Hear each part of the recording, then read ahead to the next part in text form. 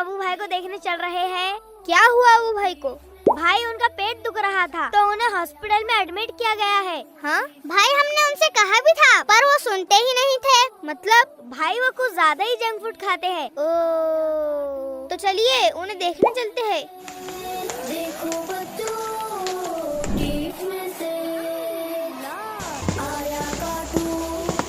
भाई वो कौन से रूम में है? पता नहीं। हो रहे रूहान भाई, चलो उनसे पूछते हैं।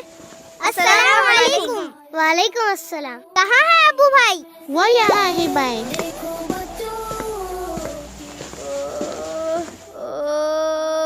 अस्सलाम वालेकुम। वालेकुम अस्सलाम। अब कैसी तबीयत है आपकी? अल्हम्दुलिल्लाह। हुआ क्या था अबू भाई? भाई अचानक पेट में बहुत जोर का दर्द हुआ। अब्बू मुझे यहाँ लाए तो डॉक्टर ने एडमिट होने को कहा। क्या कहा डॉक्टर ने? क्यों दर्द हुआ? डॉक्टर ने कहा है बाहर का खाना खाने से इन्हें फूड पॉइजनिंग हो गई है। पूरा एपिसोड देखिए किड्स मैसेज पर।